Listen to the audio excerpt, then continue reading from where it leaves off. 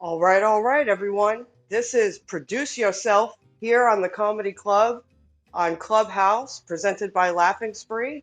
We're a podcast that tells all of you comics and show producers out there how to do different things. We've done Hosting 101. We've done how to produce your own shows. We do this every Monday at 7:30.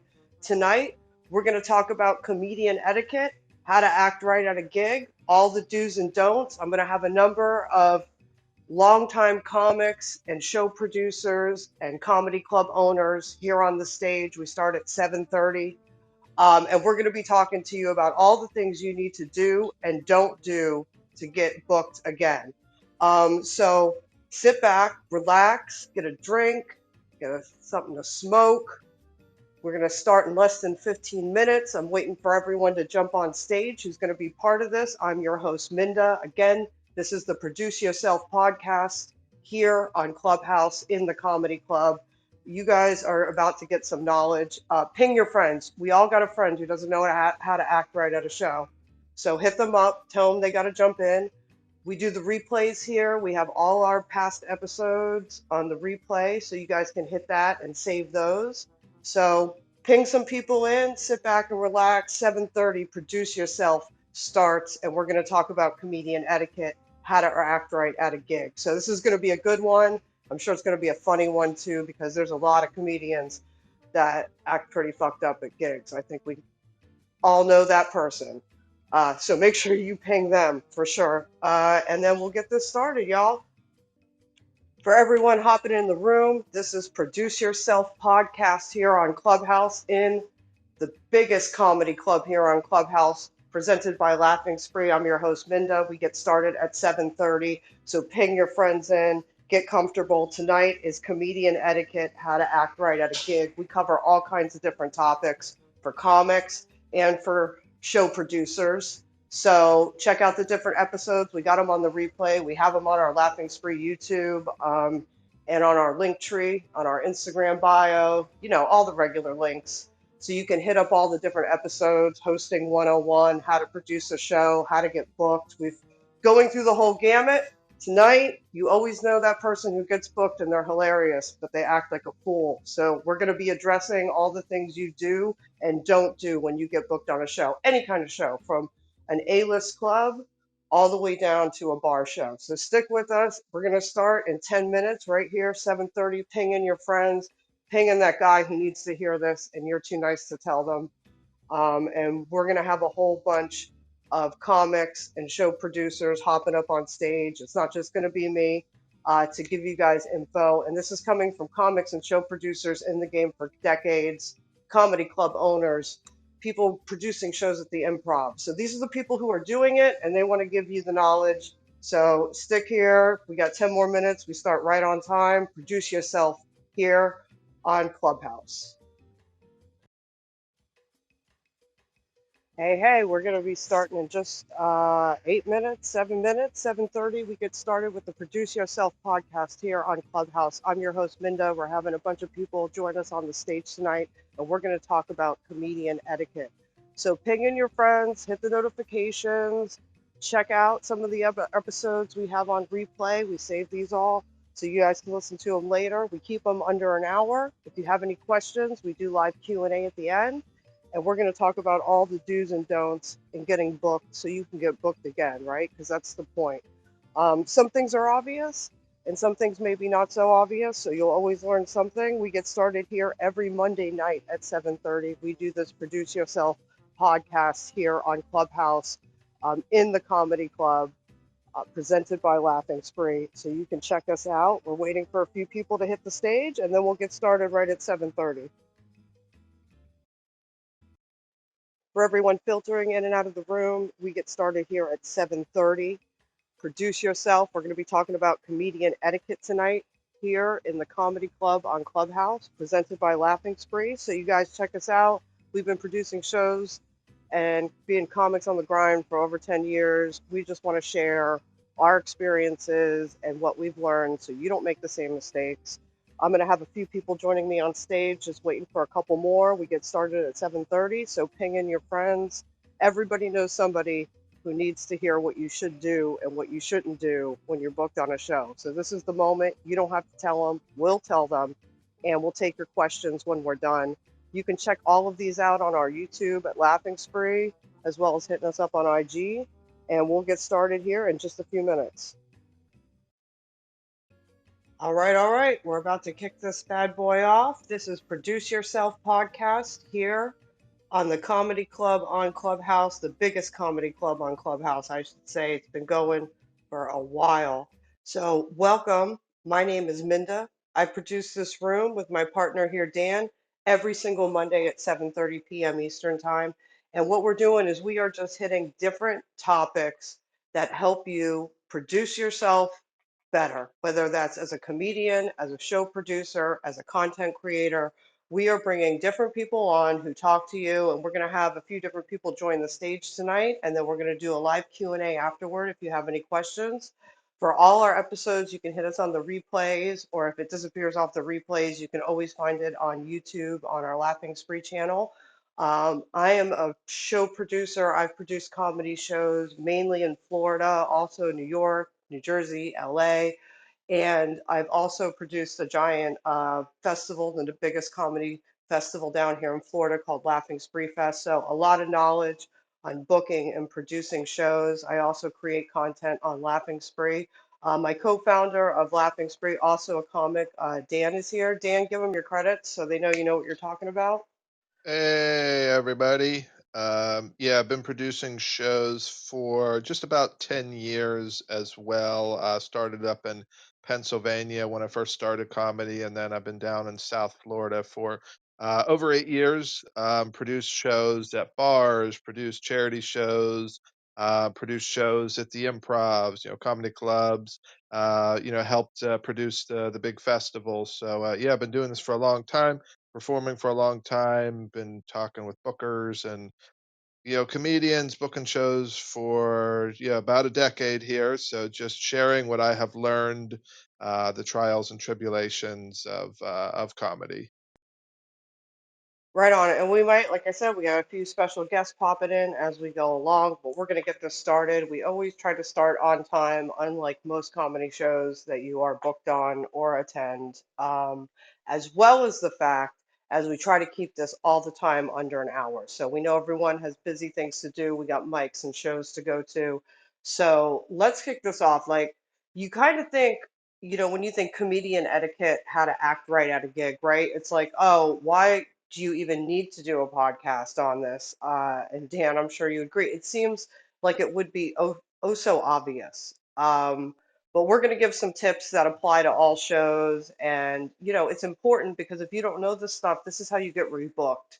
This is how you get a good reputation so that other producers, will connect you with people in the scene, especially if you're traveling, as well as getting, repeat business on being talent.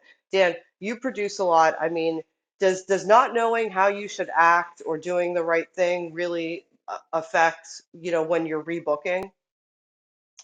Oh, for sure. And for comedians that are new, I've seen some people, very early on in their first 6 months, year of doing comedy, just do some really stupid things and kind of get a big head sometimes. And they end up kind of digging themselves a hole that they then have to sort of dig themselves out of to then, start getting booked on more things as they go along. Because even though as comedians that we think that we might be people that we drink and we smoke and we're aloof and but there's when it comes to comedy, and this isn't anything profound, it is a business, and acting like a professional, until you're at a certain level where you're really famous, you have to act like a professional and understand that people are counting on you to be certain places at certain times, and they want you to stick to your time, and a lot of other things that we'll kind of get into. But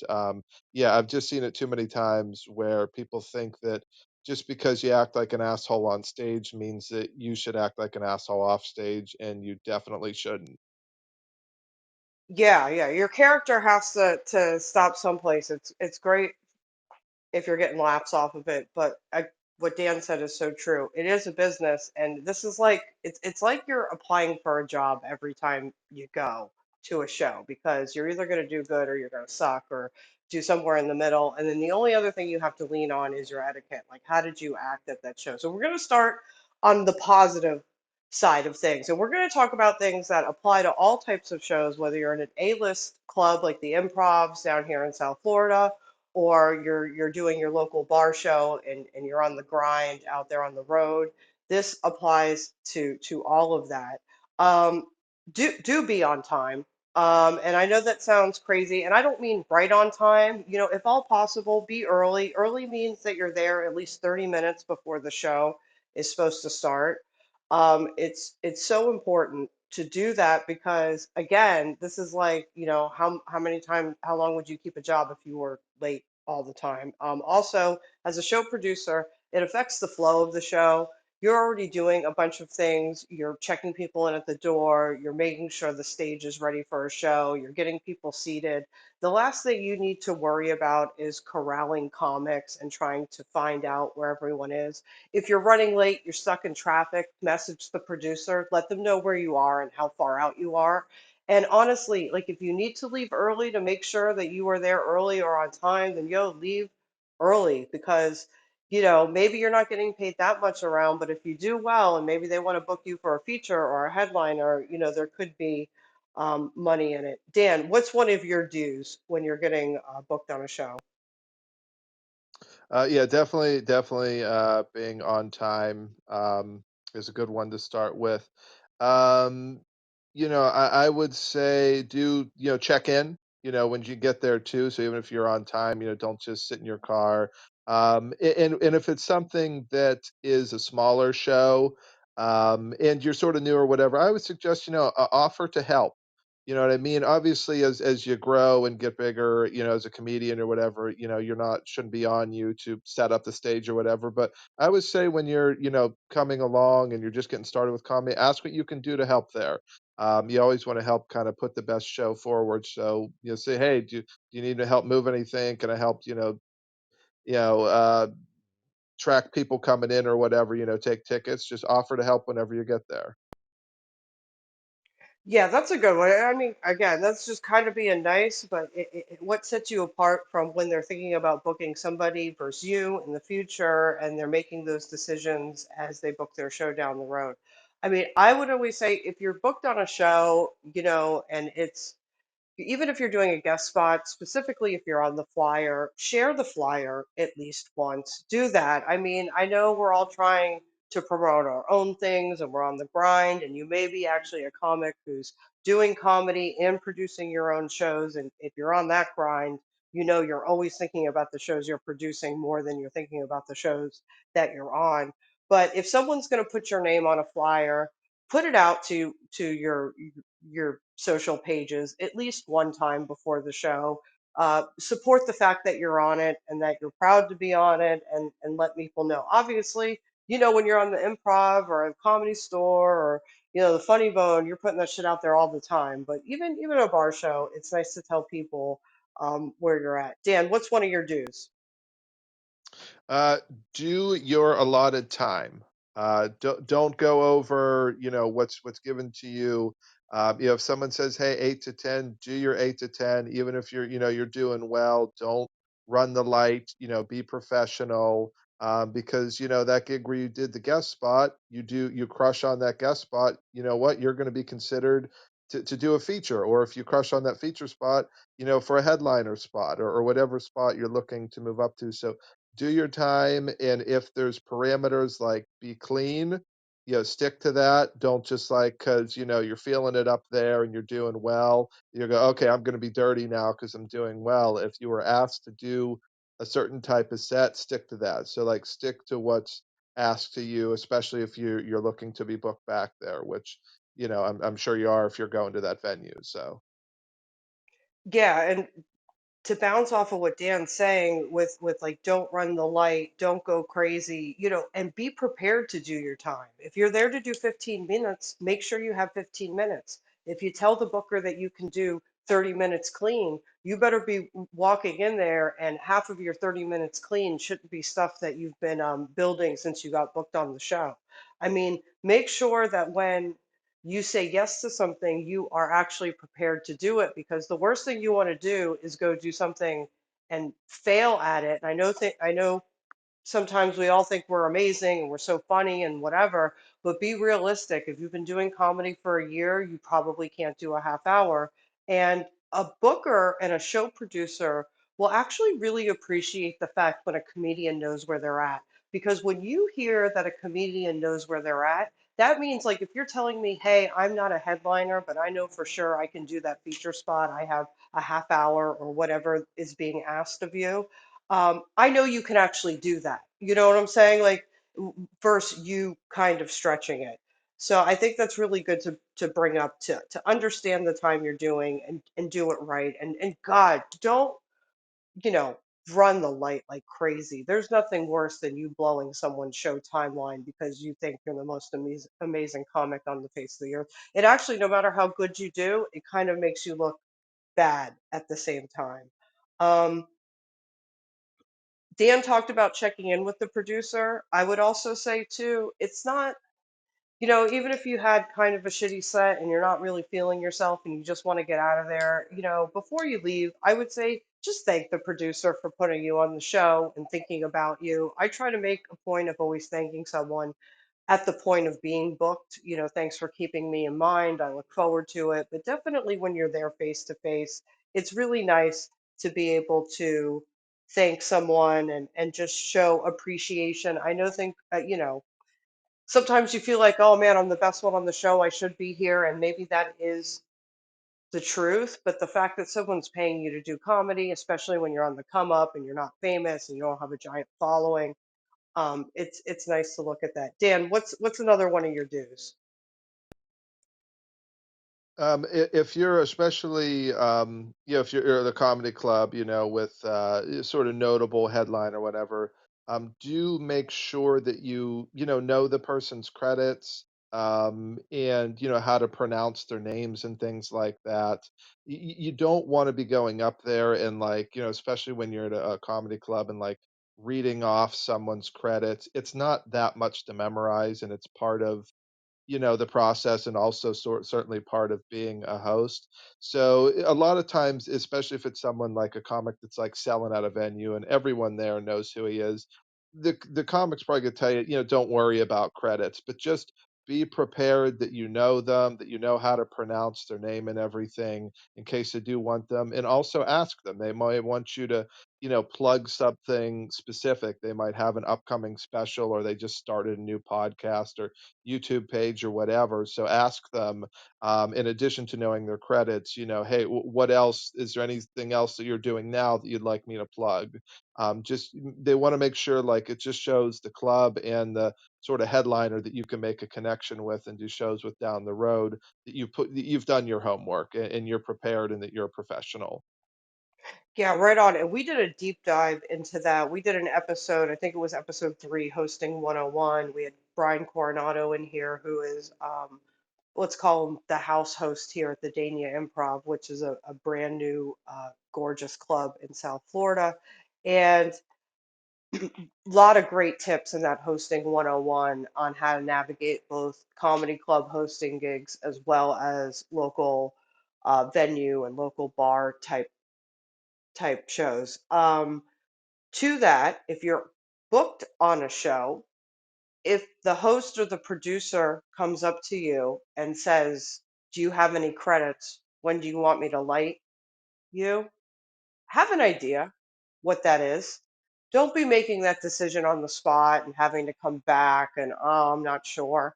If you don't want to give any credits, that's your prerogative. If there's one thing in your life that you're really pushing and you're passionate and dedicated to, just have them say that. Even if it's not the most notable thing in the world, it's an opportunity to promote yourself and whatever brand, whether it's your personal brand or otherwise, that you're behind. And have an idea, like, if you're doing 15 minutes, know that when you're lit at 12, that you understand you're lit at 12 and how much that 3 minutes goes. Know what you want and be able to navigate that. Dan, what other do's do you have? I think we've covered a good chunk of them so far. Yeah, I mean, do your strong material. You know what I mean? Like one thing, I was talking with another comic pretty recently, and he was disappointed because he produced a show with a packed audience, and he said a lot of comics went up there and didn't do well, and then he talked to several of them after the show, and he said, "Oh yeah, I was trying some of my old stuff, or I was, I just wrote this stuff in the past month, and I was just doing a bunch of new stuff up there, and they didn't do well." So like, obviously you need to work new material in when you're performing, but the goal is to go up there and do well. So that's the do I would say is, be prepared to do your best to do well up there. And obviously there's ways to insert new material, but treat being on a show where you're paid to do as something important because it is. So like go up there and do your best to entertain the audience because that's what you're there for. You're not there, you're there for them when you're being paid. When you're in an open mic, you're there for you to get better. That's when you try out your new stuff. Don't do that on a book show other than maybe inserting a couple new things, but go up there and do the stuff that works. It's going to entertain the audience. Yeah, that's definitely a good one. I'm going to reset the room real quick. Anyone who's jumping in right now, this is Produce Yourself here on the Comedy Club on Clubhouse, presented by Laughing Spree. We do this every Monday night at 7:30, and we cover different topics on how you can produce yourself as a better comic, show producer, and if you're producing content out there. So we have a bunch of different episodes. You can hit them up on the replay. You can hit them up on YouTube, and we are doing this. So hit the notification if you want to be reminded every Monday. We're finishing up our dues here for comedian etiquette, how to act right at a gig. We're pretty much almost through the dues. A couple more.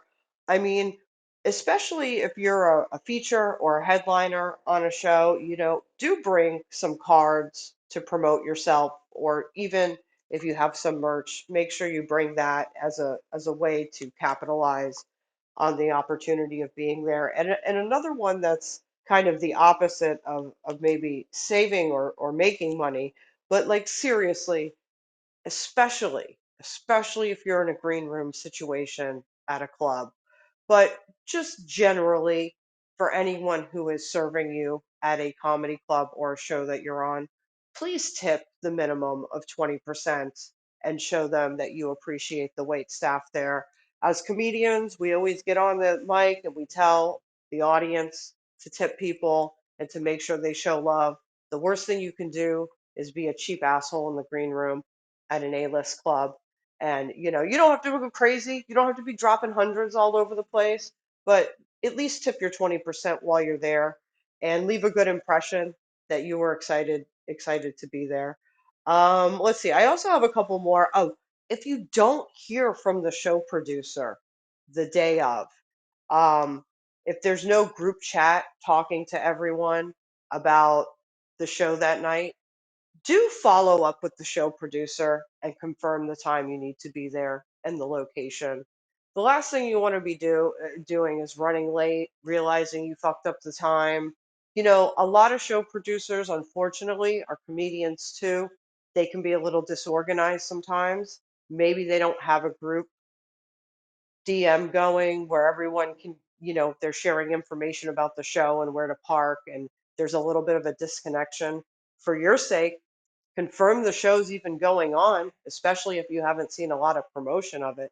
But certainly double check on where you need to be and what time. It only makes you look more responsible, and it ends up saving you a lot of time on the back end, especially if you're in a city like Miami, like we are, New York, LA. You're running all over the place. Maybe parking's an issue. Why be messaging them while you're already late? Just find out up front. Okay, so now we're going to get to the fun stuff because it's the don'ts. And the don'ts are way more hilarious than the do's. The do's are just doing the right thing. The don'ts is every crazy comedian we've ever seen that is not doing the right thing at a show. Dan, what's your number one don't when you're booked on a show? Well, this goes into our first do. For me, is don't show up late. I mean, we've had this, many times, even recently, where we've had comedians show up after the show started. So it's like whenever that happens, like don't don't be late. Like be there on time, be there early. Like, show that you respect the show. Like there's no reason, unless it's an emergency, that you shouldn't be there on time. Like because like we said earlier, the last thing is that the producer has so many other things going on. They should not be worrying about, is my comedian here? You know what I mean? So like don't be late. I don't know why you would ever be late to a comedy show unless it's an emergency.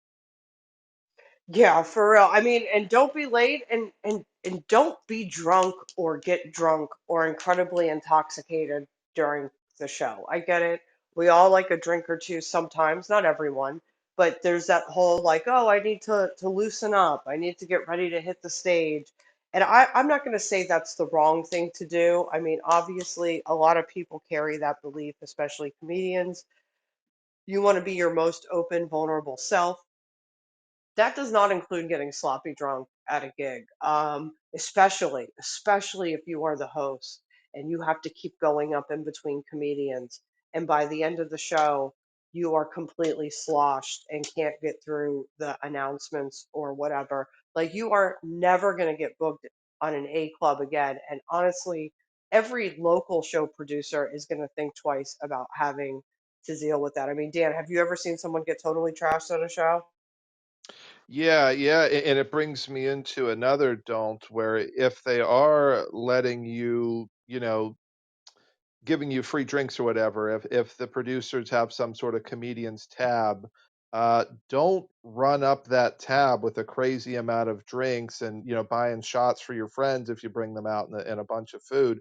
We've had people in the past where we didn't rebook them because they ran up 80, $90 on our tab, got hammered, and it was like that cuts into, as a producer, a lot of times, the money that you're making on the show, because you normally have to cover that tab. So like don't run up the tab and get super trashed and, make an ass of yourself. Yeah, and along with the drunk thing, like, yo, I'll smoke weed just as much as the next person, but if you can't handle it, or if you're one of those people who get too high to perform, then just save it till you're done. I mean, why go up like half of a comedian and not really be able to kind of give it your all to the crowd? If it's something that like isn't going to get you booked again, it's really not worth it at all. And so let's see, we hit like don't be drunk, don't be high, don't be stupid. I mean, like, oh, biggest one ever, just don't be a dick or a bitch or whatever. Like, try to be somewhat gracious about the opportunity to be there. um, don't act as if you're better than the show. I mean, because look, you're there. You said yes to being on it. You can't be that much better than the show. So why you got to act that way? And on top of it, like nobody wants to deal with somebody who's an asshole when they book them. It's hard enough to produce and run shows and actually make them successful. And, we've run shows for over 5 years or over 4 years in the same location sometimes, and that's a reputation that you build up over time. So, like, you don't want to deal with the person who can't get along with the patrons or the staff or the owner, um, and even more so, someone who makes your job harder and acts like they're like too good to be there. That sucks. Dan, what other don'ts do you have? Yeah, I think that's a good one. Yeah, definitely don't be a dick, because whether you're at, a bar doing a show, a charity show, comedy club, wherever, these people talk to each other, after the show, whether it's the owner, whether it's, the wait staff, whoever, they talk to each other, and you can real easily after, oh yeah, that guy was an asshole. Don't bring him back here. He was rude to everyone. He didn't tip anyone. He walked out on his tab. He acted like he was too good for the situation. He got drunk. Like people talk to each other about that stuff. I would say another don't, and it's one we may have covered in the hosting episode that Minda talked about, which Definitely check out the replay, and we're going to have it up on YouTube soon as well. Especially with the host and sometimes with the other acts, don't venture too far from the stage.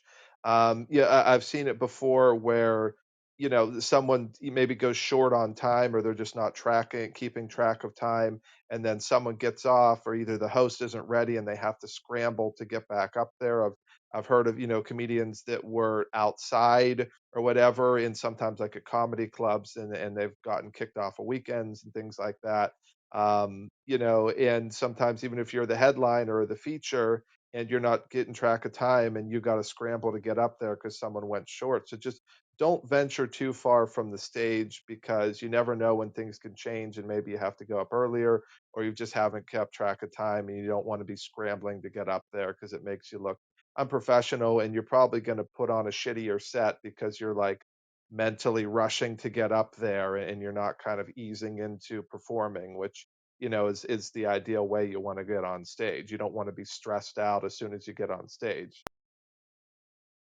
For sure, for sure. We're almost at the halfway mark here, so I'm going to refresh the room real quick for everyone coming in and out. This is Produce Yourself podcast here in the Comedy Club on Clubhouse, presented by Laughing Spree TV.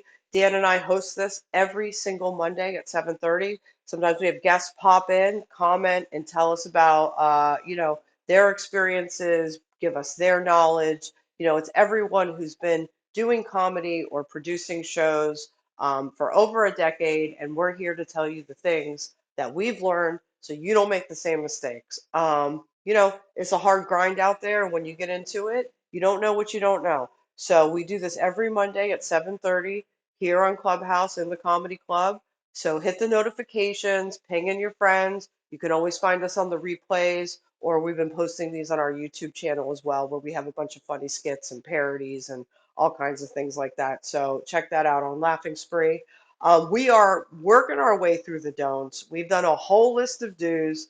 I feel like I have like three don'ts that go together. And Dan, you kind of started transitioning into this when talking about, not straying too far, knowing your set, being prepared to go on stage. But,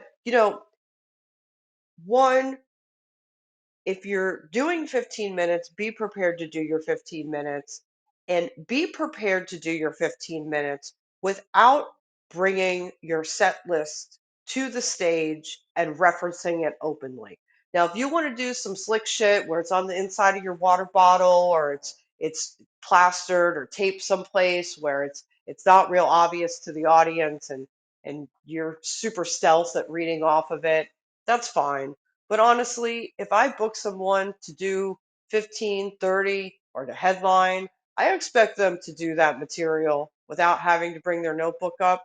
That's for open mics. This isn't an open mic situation. You're being paid to be there. This is like a job. You shouldn't be able to have to read off your notes. And then the third thing that I said is kind of all in this vein is when you're up there doing your time, we talked about it earlier, to do your time. So don't run the light. Like, you accidentally run it by a few minutes and they give you the second wave, wrap it up and get off. There's no reason, even if you're the headliner, sometimes shows have to end at a certain time. Sometimes the producer is on some kind of timeline you may not know about, unless the producer says, hey man, I'll late you. And if you're feeling it, just do whatever. Because sometimes we say that shit too. I'm not even going to lie. That's a real thing that you might hear, especially if you're the headliner. But unless you hear that, wrap it up when somebody lights you, and don't run your time. Dan, any other don'ts you have? I have a few more, but I want to see what you have. I do. Don't be an annoyance to the headliner. For example, if the headliner is, going up in 30 minutes, maybe he's relaxing, going over his notes, having a drink.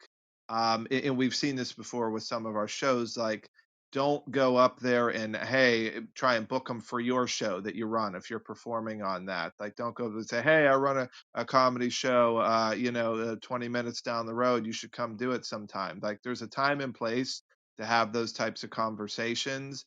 And also, a recent example, I was did a show at the Palm Beach Improv a couple weeks ago. And yeah, I went into the green room, and the headliner had all these notes all over the table. He was in an outfit that he clearly wasn't the outfit he was going to be performing in. So I kind of read the situation and quickly said, "Hey, I'm here, just checking in with you. I have your credits, listed here. Is there any other ones you want me to do? Whatever." And then I got the fuck out of there because he seemed like he was kind of in the zone as far as just show prep, and then I hung out outside, and eventually his partner approached me and said, "Hey, the comedian's name was Modi." He said, "Hey, Modi doesn't mind if you come in and hang out with them." So I kind of waited for that because I didn't want to, disrupt his preparation or be annoying. Because at the end of the day, he sold out that show. They were there to see him. I was there to facilitate and open up the show. So just read the situation and don't be an annoyance to these comedians, because you want to leave a good impression. Because ideally, when he comes back, I would like to do more shows with him or do other shows with him. So you want to make a connection, and just like I said, don't be an annoyance, and certainly don't be an asshole, like we said before. Yeah, and with not being a dick, obviously you don't own the green room. Look, if you're in an A-list club, and especially if you are hosting or even featuring on the weekend, and you don't know the headliner, it's not your green room to kind of hang out in. And a lot of times you spend a lot of time hanging out at the door in front of the green room, just going through the show motions, and that's just the way it is. And sometimes the headliner will invite you in. A lot of times, if you're the feature, you probably know the headliner or have worked with them before, and that's you have a different rapport with them. But if you've never been there before, certainly don't do that. And local shows, when we talk about not being a dick, like don't start beef with the audience. Like even if you're doing some crowd work, maybe you got a heckler, things are going a little off the rails. Like don't get yourself in a position where after the show, like people are trying to fight you or you're trying to fight people, or things are getting out of hand, because you have to remember the show producer has to deal with that venue owner, and you are a direct reflection of their show. So ultimately, all you're doing is making it harder for the producer to do business and run shows at that venue, even if it isn't your fault, even if the people are in the wrong. Let the venue or the producer pacify a situation or kick someone out or take care of it. Like, don't take it upon yourself to become like the bouncer of the venue. So, if anyone has any questions, we're wrapping up the don'ts here, and then after that, we'll probably be ending this episode. So, raise your hand or hit us up on the back channel or the chat if you have any questions. I got a few more don'ts. Dan might have one or two, but this is so important. So remember, Produce Yourself podcast. We're here on Clubhouse every Monday at 7:30. Tonight we're going through the do's and don'ts of comedian etiquette and how to act right at a gig. And this is important because not only does it apply what we're talking about to the most A clubs out there, your premier stuff, but it also applies to when you're doing that local bar show. You're on the grind, maybe you're traveling, and you don't know what kind of venue you're going to get into or what kind of producer you're working with. So these are some general things that kind of fit all of those scenarios. We talked about, obviously not being a dick, not starting beef with others, and be respectful of the show. Don't talk loudly or at all in the showroom. Go outside or utilize the green room area if you need to have a conversation with the producer or another comedian, or you just want to roast the person on stage because you think they suck. Whatever it may be, do the audience and the producer a favor and don't be a distraction for the show. Take it outside. Dan, you got any others? Because I got a few more. Yeah, a big one. Don't wear shorts. Don't wear shorts and flip flops and stuff if you're booked on a show. That happens a lot when it comes to Florida, and I imagine the warmer states, California and such too. Don't dress inappropriately. If you're asked, to do a show at a nice country club or whatever, and it's clean or whatever, you're probably not going to want to go there in your ripped jeans and your Rick and Morty shirt. You're probably gonna want to dress properly for the venue. I mean, yeah, if you're in a shitty dive bar, you can probably go a little bit more casual with jeans and a t-shirt or something. But don't dress and look like you're homeless when you're going up there, because people are going to be up there watching you for a while, and you don't want to look like a total piece of shit. So, like I said, don't wear like the wrong outfits whenever you're doing shows and not look like a professional. Because if you're being paid as someone that's professionally up there to make people laugh and entertain them. So take that serious, even though it's comedy. Yeah, and to take that a step further, like perhaps, showing up in flip-flops and a ripped t-shirt, super disrespectful for your opportunity to be on the show. But like, okay, even if you show up looking nice, don't shit on the audience and the venue and the show, especially as soon as you get up there. I mean, you build a little rapport, you make some kind of hilarious observation. That's fine. If you're a super hacky comedian and you want to go up there and be like, "Oh, I was just at the showroom at the Tropicana in Vegas, and now I'm in this dump." If you got to do that because you fucking suck at comedy, and whatever. But I'm talking about going in hard, like this place is a piece of garbage. I can't believe I'm fucking here. This is going to be a dumpster fire. And we've seen, I mean, Dan, have we not seen people, even in their own shows, but like just starting their set or thinking it's hilarious by telling everyone that being there that night was perhaps the wrong choice that they made in their life? I mean, it really affects the vibe of a show, right? Yeah, yeah, and actually a story from that. It was a show I was running, and this was a Wednesday show, and this was my feature that night, and it was actually a Wednesday gig that paid pretty well, and we had a packed audience that night. And this is a comedian that I genuinely think it was a pretty solid comic. And the first thing he does when he gets on stage, and given, like I said, this is a packed room on a Wednesday night that paid well. This isn't some shitty gig. And the first thing he goes is, "Oh man, this past weekend I was, up in wherever, some theater, performing to 300, and now I'm here tonight." And it did not get a laugh. It did not get a reaction because this particular clientele was a very wealthy audience. And they didn't take it well. And honestly, he did not really have a very good set compared to what he normally does. He actually had a pretty bad set overall, and he just set a bad tone early because his first thing he set up there made him unlikable by saying he was too big for the venue, which, the comedian was not like a comedian with a huge following, so this gig was not beyond him. Um, so, he just set a bad tone as soon as he got on stage, and they didn't like him, and as a result, he had kind of a crappy set. So, like, yeah, there's no reason to just roast where you're at right away unless you can do it in kind of a fun way to play off something, but just to immediately go on stage and say, "Hey, I'm too good for this." I've seen it backfire more times than it's worked for comics. Yeah, and you walk that line as a comedian on what's appropriate to say on stage and what isn't. And I don't mean like censorship of your jokes or whether you're supposed to do a clean set or not. I mean, a great example of that, and I think this might be my last don't, Dan. I don't know if you have any more after this, but this kind of goes along with knowing the etiquette of what you should and shouldn't be saying on stage.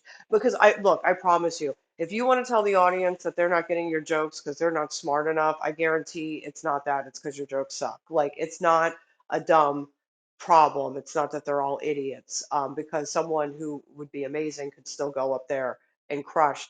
But, we're all comedians, and a lot of comedians are also show producers, and we're running our own things. And I had mentioned before how oftentimes that's one of our priorities.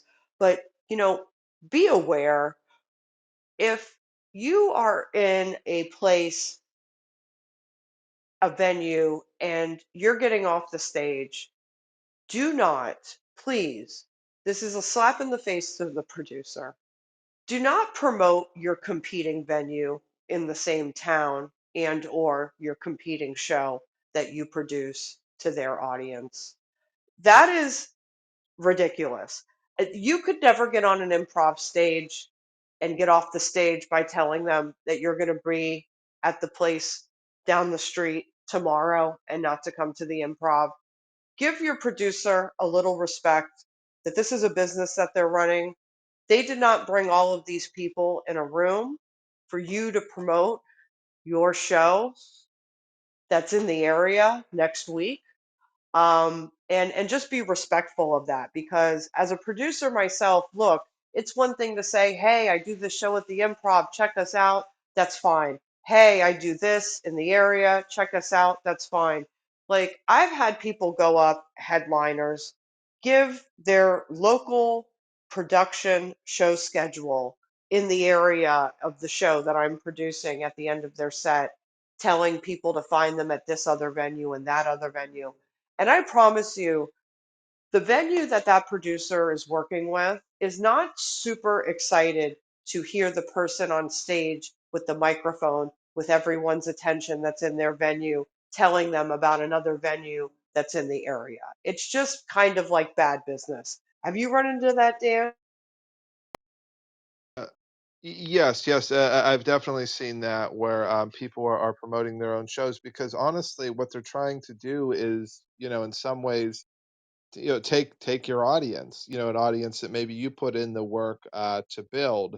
And it's fine if people, go out to other comedy shows. I'm sure that they do, but to just be so blatant about it, it feels kind of lazy and it feels disrespectful as well. And it brings me into my other one is like, don't be so quick to sort of burn bridges, especially if you're on a show that you don't like, or you're on with some comedians that you don't like as well. Like don't cause fights and issues and stuff there. Don't if you didn't like how your set went, because you think the audience was bad or whatever stupid reason. Like don't run to social media after you're done and bash everyone because sometimes those things can be hard to repair. Once you've put it out there and you get a reputation where hey, if this guy doesn't like how things went on this show, he's gonna run to Facebook or Instagram or whatever platform and just start bashing everything, and it's going to give you a reputation. So don't be so quick to sort of burn bridges because everyone in comedy, you're going to do shitty shows you don't like, venues you don't like, with comedians you don't like at some point. So like, just don't be so quick to burn bridges because it can be hard to repair things and you can give yourself a bad reputation. Yeah, yeah, it's not a good look talking shit on somebody's show publicly. I mean, if you have a problem with something that happened at the show, I'm not saying don't approach the producer privately and express whatever the issue is. I mean, that's certainly your right. That's the proper way to do it. But going out there and putting people on blast, or even worse, I've seen it where someone didn't have a great set and then they go out there and they blame somebody else who was on the show performing. And it really makes no sense, but it's just a way for them to feel better about themselves. Don't do that. There's a do that I forgot that this relates to. What you should be doing is, especially if the show looks like it has a nice crowd and you can get a pretty nice picture, whether it's you on stage or the headliner or whatever, do take a couple pictures and do a thank you post after the show. You don't have to do it for everyone, but certainly if you're working with the A or B club in your area and you had a good experience hosting, featuring whatever you were doing at their club, it says something to be able to say thank you. I had a great time. Throw up a picture, and you don't have to be the one producing the show to make that work, or make it meaningful. Just being able to be a part of it, and it definitely, the producers remember that. Anyone who's out there helping produce, promote, or reinforce that they're putting on a quality show, is certainly helpful to any producer. So we've covered a ton of do's and don'ts tonight when it comes to comedian etiquette, how to act right at a gig. Certainly, if you didn't hear the whole thing, hit us on the replays. We also, we're a little late. We only have a couple episodes up, but we are posting these on our Laughing Spree YouTube channel. Dan, before we wrap up, and again, if anyone has any questions, this is the time to raise your hand and pop on stage. Is there any do's or don'ts that I have forgotten or we have forgotten? Yeah, actually, since you brought up another do, I want to bring up one more do that plays a little bit into what you said with taking pictures and things like that. If it's a show that you're not booked on, I would say do reach out, but within reason. And we've talked about that in previous episodes about not going over the top on that. But I would say do support the venue. You know what I mean? As someone that's produced shows, I mean, yeah, you think of the comedians in the scene, but there have been times where we're thinking of different people and we go, no, these guys are good, but this guy showed up to a couple of our shows. Why don't we put him on the guest spot or the feature instead of just being negative and bitching about it? Do show up and support it, whether it's a comedy club or whether it's a bar show you want to get on. Like, just do support it, and you're going to give yourself a better shot to get up there, because when they're thinking of people, sometimes just it's just human nature to think of people that are just in front of your face and that you see them more. They're more top of mind. So do support the venues, that you want to get on if you're not getting on it. Right on. And we talked about that a lot in our first episode, how to get booked on shows, different ways for you to go out there, show up on the scene, or be top of mind for producers and how to get booked. So check that out. Colette, I see you have a party hat. You are new to Clubhouse. Welcome. Do you have a question about comedian etiquette? First of all, I want to say thank you. This has been a really great conversation. Very much appreciated. I'm in Nashville, Tennessee. I have a friend who works at Zany's, and your thing about going over time, he was telling me how some headliner recently went over like 20, 30 minutes, and he's done two back to back sets. And so he's like, the folks who work there have been there for like 10 hours. So when you go overtime, Right. they're exhausted and they're like, we just want to go home. Yeah, So, Mm-hmm. yeah, it's inconsiderate. It can definitely be inconsiderate. yeah, my question, and this hasn't happened to me, but um, I've heard that sometimes, folks are in a club, there's a whole lineup, and then some big name person kind of just walks in and is like, hey, I'd like to try out some stuff. And so you get bumped. How would you suggest people handle that situation if you get bumped for that reason or some other unforeseen Okay, reason? so this actually happened to me. I was booked on a Sam Tripoli show to go up and do a guest spot. I had worked with him just like a couple months before, and he said, "Yeah, come down. I'll get you on the show." Okay, and I'm, obviously like a nobody. And while we're there, Jimmy Schubert walks in, and Jimmy Schubert is a veteran comedian, hilarious, been around forever. And of course, Jimmy wants to do some time. It's a packed room, and immediately I am the first one to go. Luckily for me, in this scenario, it was the early show. Um, so I did have the opportunity to ask if Jimmy was going to be doing both shows or if I was going to be able to do my guest spot on the late show. And I was able to do my guest spot on the late show. If it was the late show, I would have just said, "Hey, is Jimmy going to come back tomorrow or am I able to come back on Saturday and do my guest spot?" And honestly, I hate to say it, but when you're in that predicament, especially in an A-list club, and it's not just like a local show where you can say, "Hey, could you just book me again next week or whatever? This might be your only opportunity." That's kind of your only form of recourse. Dan, you got anything on that? Yeah, yeah. Just to play off what you said, it's just you got to kind of keep a level head on it, because it happens at every level. Even some major headliners and stuff. The Miami Improv, a few years ago, there's a pretty big headliner, and Jerry Seinfeld showed up, and people's time definitely got bumped. It completely changed the dynamic of the show.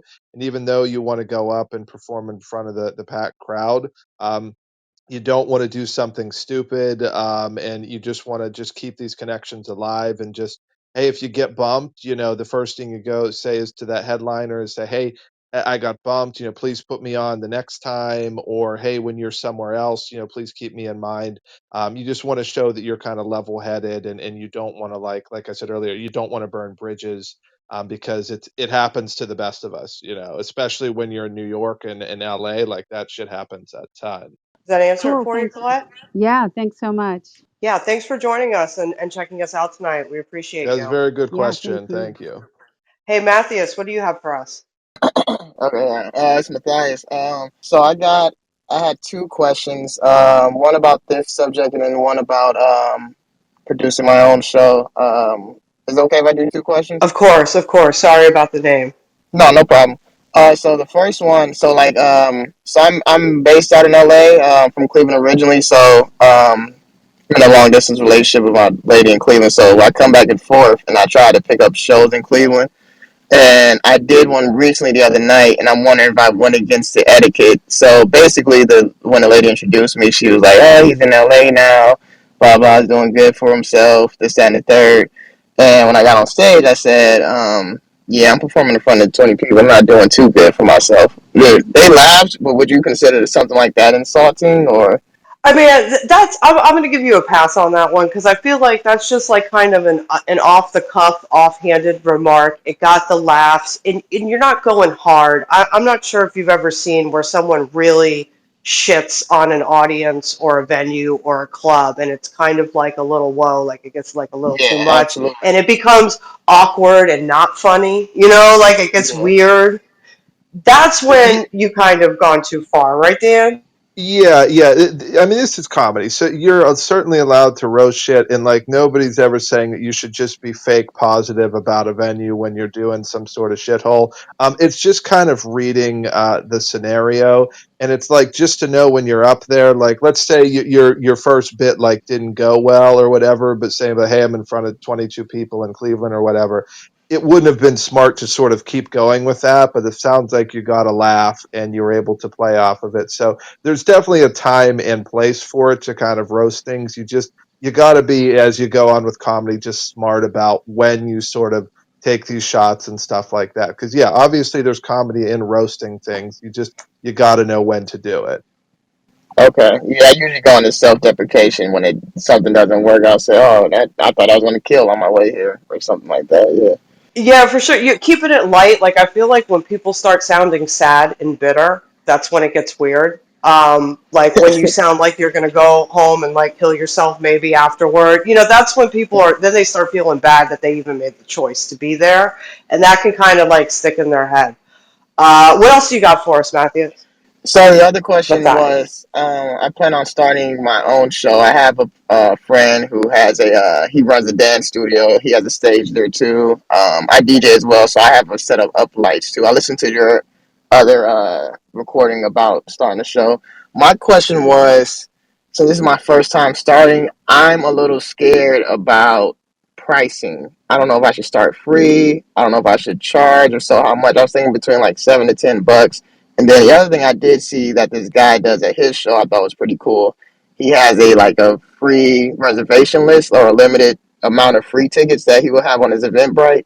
And then if you miss that, then you have to pay for the tickets. I thought that was like a nice little medium. But what would you say for someone who I don't have much of a name, but I've been networking with a decent amount of comedians out there and get on the show. But what would you say about that? Okay, so definitely that produce if anyone doesn't know, he's talking about episode 2. We did how to produce a comedy show and we touched on a lot of these things. So a few questions for you. Is the show going to be on a Friday or Saturday night? I was thinking more so like a Wednesday. The reason why, because I was thinking most people will go to the bigger shows on the weekend. True. Do you have a lot of competition in your area? I mean, you said you're in LA, so you're in LA. But you got to remember, in LA, Tuesday and Wednesday are pop-in nights for the Comedy Store because that's when everyone's in town and they're not traveling for the weekend. So unlike other markets where Tuesday and Wednesday are open mic nights and like, people aren't really going out to A-list comedy shows. Where you're at in LA on Tuesdays and Wednesdays, those are hot nights at like the store and the Hollywood Improv and stuff like that, right? Where are you in LA? Right, I'm in North Hollywood. Okay, I'm familiar with the area. I stay out there a lot. Look, if you have the opportunity to run a Friday or a Saturday night show, I would try to do that. I don't know what if the venue's just giving you the space and you're making money off the tickets and you have to pay everyone in that manner. I don't know if you're splitting the door with the space or what that looks like, which has a lot to do with how you set the ticket prices. Hmm. But if you're planning on paying real comedians to be on the show and it's a Friday or Saturday night, I think you can easily get away with a $10 to $20 price point, as long as you're providing value for people and you think that you have the promotional power to bring an audience out because you can know as many. Look, yo, people will be hitting you up all day long to be getting on that show. Finding comics to book is going to be the easy part. It's selling the tickets and finding people to buy them. I mean, do you have like a strong email list or Instagram following or something where you have kind of promotional power? Not at no email list. Instagram, I got about maybe a little over 2,000 followers. I feel like majority of them may be Cleveland. I also consider maybe I could do a show here since I'm back and forth every month. But yeah, in LA. Actually, you know what? So the guy, my friend who runs the dance studio, he said that if I want, I can use his email list, and they will send it out to the people that come, the dancers, and they have like a vocal class too. So pretty much all the students that come there. So I would have access to that email list. And then as far as rental prices, I believe he charges for his smaller room, which is more intimate, it's about 35 an hour. Okay, well, that's a pretty good price per hour. Dan, what did you have to say? I saw you unmute. Yeah, I was gonna say if you end up doing a weekday show, and it sounds like maybe you're kind of trying to build up an email list right now. I would maybe start that out if you're doing a Wednesday as a free show, and then sort of go from there. You know what I mean? Like put on a few that are really solid, build up a little bit of a list, maybe have some regulars come back, then maybe transition into it being a paid show. If you do opt to do it on the weekend, even if it's your first one, I would probably make it paid, like Minda said, because sometimes it's just sort of perceived value. Where if you see a free show on a Saturday night versus one that's $10 or $20, mentally you're going to think, oh, the show I have to pay for is probably better than just going to like some sort of free show. But I know, especially in LA and stuff, on a Tuesday, Wednesday night, it's just hard to put butts in seats as it is anywhere. So you might be better off for the first few as you sort of dip your toe and do a free show. It's easier to pull people out on a weekday for a free show. You can promote it on more places and then maybe build it up once you feel like you have a following, more people coming out into a paid show if you decide to stick to the weekday. Okay. Okay, cool. Trying to think about anything else. I guess the final question I had too, since I DJ as well, I'm also a bartender too. One incentive because I was trying to figure out an incentive to get people out. I used to make these cocktails and these Capri Sun pouches, so I thought about selling those as well for revenue there. And then also since I DJ, I was wondering if I could DJ it as well. I feel like I'm kind of doing too much because I might have to host too if I can't find a host. Yeah, that's going to be a Yeah. lot on your shoulders. I don't know what like the liquor license laws are in California as far as like Hmm. if a dance studio, if you can sell pouches. Look, I just want to say though, I am a giant fan of alcoholic Capri Sun drinks. I've had them on a few occasions and it's super amazing. I love it in the little pouch. So I get it. I don't know if legally you can sell it or they'll allow you to sell liquor there. That might be the bigger issue. Hmm. I know that if a place lets you BYOB, sometimes that's a huge perk, especially if you're Okay. trying to sell tickets for something on a Friday, Saturday night. That actually may be more feasible because I believe if anyone has a liquor license, you're automatically banned from doing a BYOB event. It's like if you have the license, you must properly serve the liquor per the state on premise. But it's a dance studio, so they probably don't. Um, Right. their list might be cool, but I don't know how many dancers are into comedy, so you have to think about that too. Hmm. And also, booking people on your show that have a pretty good following and asking them to share the flyer, when they're booked or whatever, can be super helpful to getting the word out. Hmm. But as far as you trying to do all three, I would say this instead of doing like a full DJ thing, especially if you got to host it with your DJ knowledge and skills, just make sure you have a sound setup that's clean and that if you want to play music before and after the show, I mean, if you're hosting, it's going to be hard for you to play music while people are coming up because you got to turn it on and shut it off, and you're coming on and off stage. But certainly to like create a vibe with music and make sure your sound is clean, that's half the battle sometimes with a comedy show is making sure you have the right equipment and good clear audio and a nice microphone. So I would look at doing it that way. But it's it's tough to get people to pay for stuff on a weekday. I mean, sometimes Thursdays you can do a low price show, but Tuesday, Wednesdays tend to be an off night for people. And plus, where you're at, you're competing with all those guys in town at like the big places where actually they have like lesser talent on the weekends. So I feel like your competition is even less there on the weekends, which is like the exact opposite of almost every other market, maybe besides New York, in the country. But it's kind of what you're dealing with. Yo, you might be able to make more money off of shows in Cleveland. Hmm. I'm Okay. going to tell you that because you'll be one of like, you got to remember where you're at in Cleveland. Not only do you have the network of local people who you may have grown up with or know you, who might want to come out and support the show and whatever, whatever, but like wherever you're at, likely you're going to be one of five things going on instead of one of 500,000 things going on. Okay. So now that you're in comedy, when you go back, build up your network of comedians in Cleveland, know who the good ones are, and try to put on a couple good shows there. And it might be something that gives you a reason to visit. Okay. That sounds good. And how much do you pay the Or what's a good starting point for paying the comedians? Well, it depends how much time you're having them do. I mean, like, on a weekend, and we talked a lot about this on that episode too. You're going to be paying somebody more than you're going to be paying them on an off night when you're talking about headliners. Or if Okay. you have in LA, you can get off doing showcase shows because you have so many strong comics who can do 15 to 20, where you can put up a bunch of no names that are really, really strong comedians because you have like a giant pool of talent to choose from. But like in Cleveland, it's going to be harder to fill a show with like showcase local comedians. So for you to bring in a headliner on a weekend, I mean, that could cost you, if it's a local guy, a guy who's not traveling, he's like in the area, at least 250 on a weekend, and that's at the lowest level. Okay. If you do it on a Thursday or an off night, they get cheaper, but that's pretty close to bottom right there. In Okay. Cleveland, I don't know in LA how much that would even cost you or who you would bring in because I feel like everyone's even either famous or they're struggling. Okay. Quick Thank you. question. If he does a free show, how would you feel about him putting out like, a tip jar or like,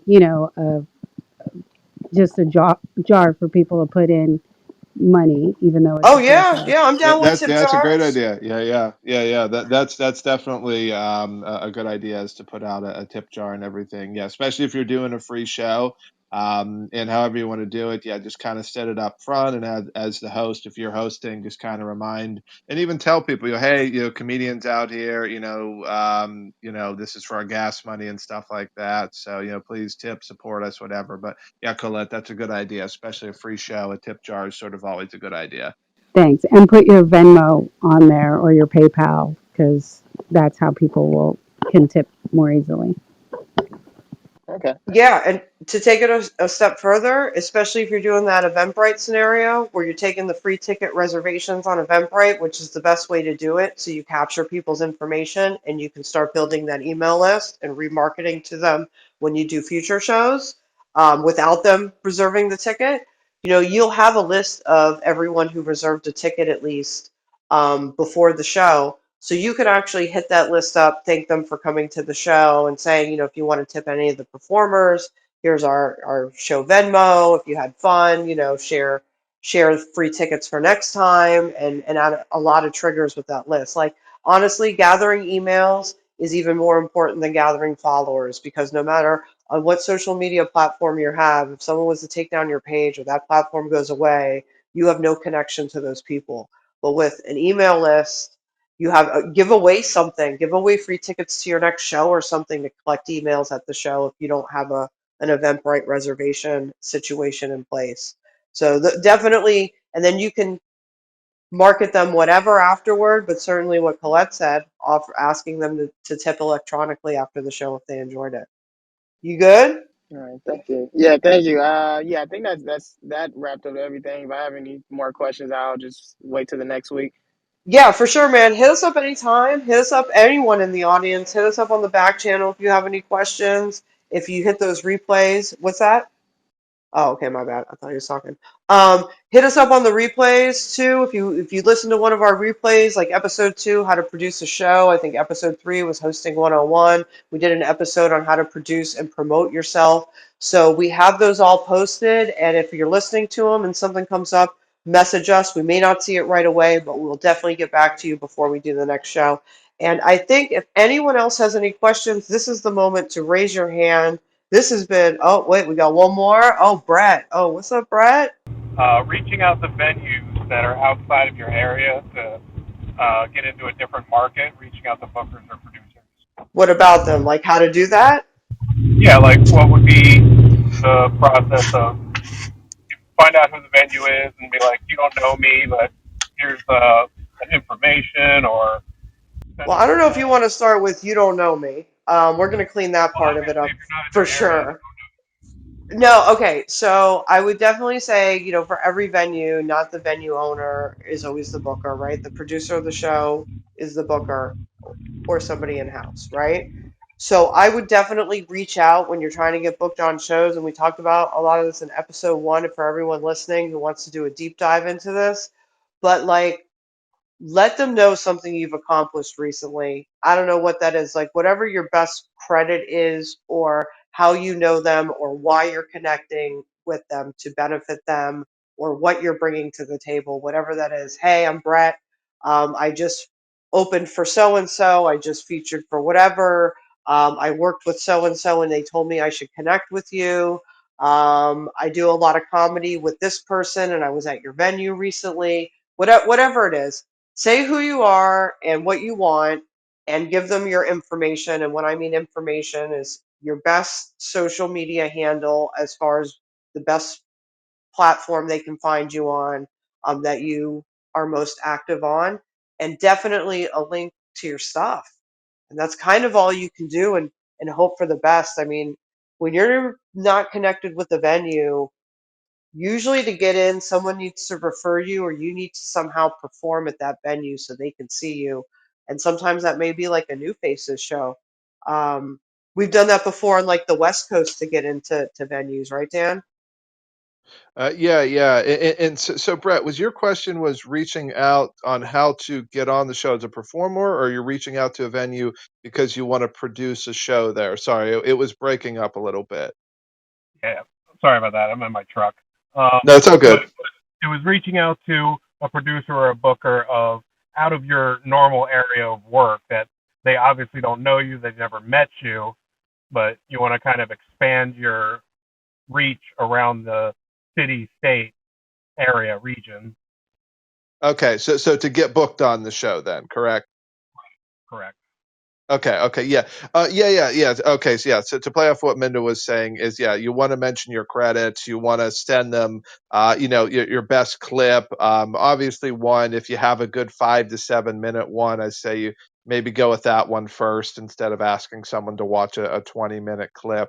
And you may want to also mention, especially if it's another comedian too, sort of sell how you can help them. What one thing I'll say when I reach out to people is, I'll say what credits, people I've worked with, or venues I've performed at, and then mention also that I produce shows, in South Florida, at the Improvs and wherever for the past, 10 years. So then to them, it's like, oh, okay, not only can I put a comedian on that, I like their material because, they watch their video, but then they think I'm making a connection too. So, just kind of selling the fact that they're making a good connection by booking you is certainly always beneficial, especially when you're connecting with comics.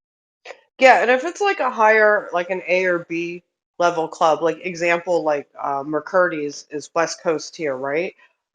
Probably the best way to get booked as a host or part of their weekend run with somebody is to certainly show up at their Wednesday New Faces open mic and be seen there and talk to somebody a few times.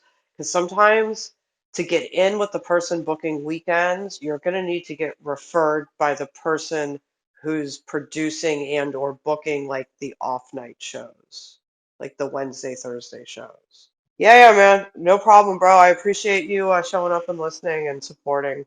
All right, everyone. I think this is going to end it. Last call for hands up. You guys who have come on stage tonight, you have asked amazing questions. Thank you for keeping the conversation going and really offering up another perspective for everyone listening in the audience. This is Produce Yourself Podcast. We do this every Monday night at 7:30 here in the Comedy Club on Clubhouse. This is presenting by Laughing Spree TV. Dan and I are both co-founders and producers of Laughing Spree. We put out all kinds of skits and parodies with South Florida and well, just Florida comedians. Some of them aren't even from South Florida; they're from all over. Let's just say I don't got to fly them in.